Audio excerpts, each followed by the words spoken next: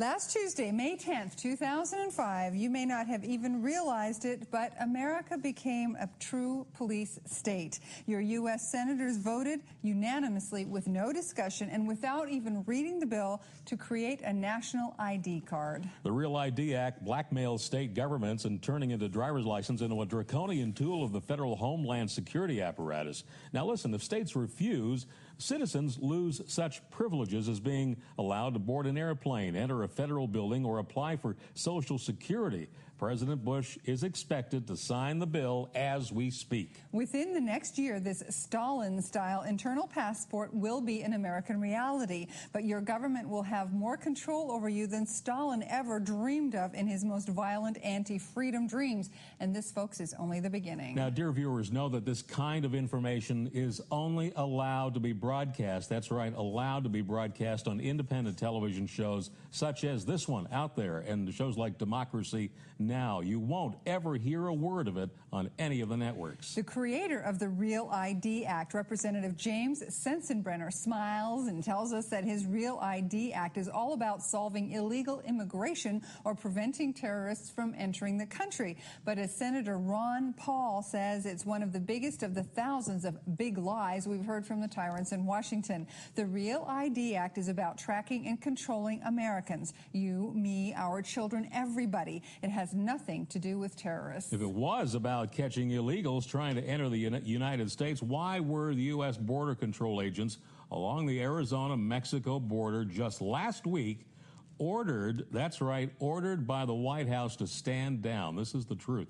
In other words, our own Border Patrol was told to cease and desist as they holstered their guns and watched hundreds of illegals stream into the country. You may ask, what the heck is going on? Has everything gone crazy? Well, it has. Of course, as you've heard dozens of times on this show, we believe that 911 was a staged event in order to facilitate passage of the Patriot Act 1 and 2, to install surveillance cameras on every corner, to limit the freedoms of the press and the public, to enable strip searches at airports, and now the national ID system. As David Rockefeller told a crowd at Davos, Switzerland just last year at a meeting of a global elite, he said, quote, "We are on the verge of a global transformation. All we need is the right major crisis, and the nations will finally accept the new world order that we've been working so long to implement." And let's not forget what Henry Kissinger said at a Bilderberg meeting in France. This is a quote.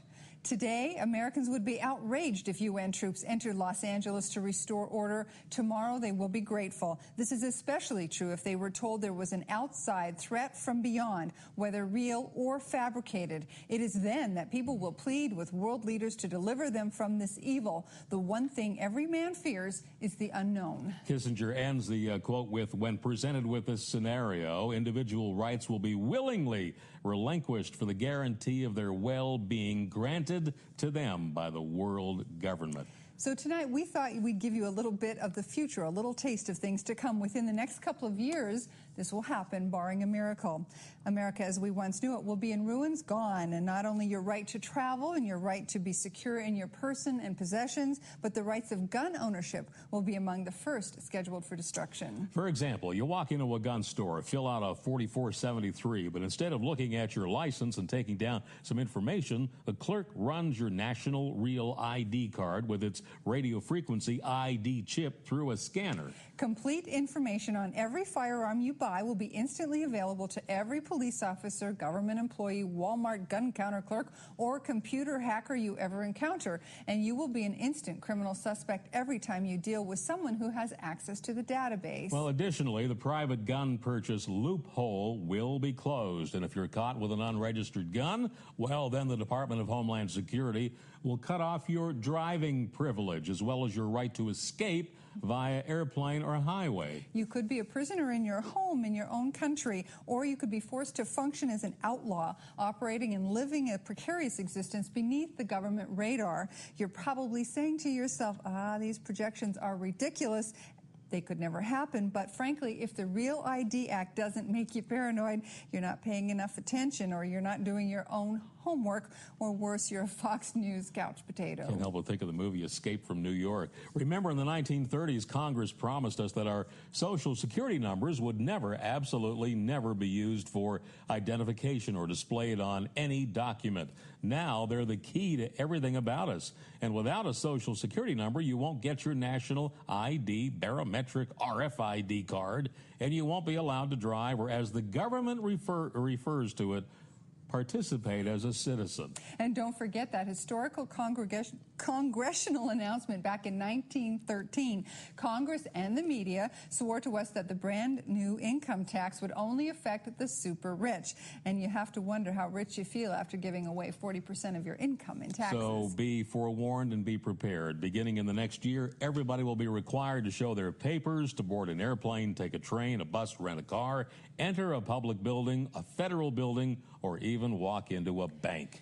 When all this happens, remember our program tonight. Make copies of it. Send them to everyone you care about. Unless each of one of us stands up and does something about this, folks, we could be living in a country reminiscent of Nazi Germany or Soviet Russia. And we thought this was the land of the free. Really, folks, when you get some time, spend an evening or two or a week with your own family, do your own homework. This stuff is real and it's really happening. And it won't change unless you decide you've had enough, that you're mad as hell, and that we're all not going to take it anymore.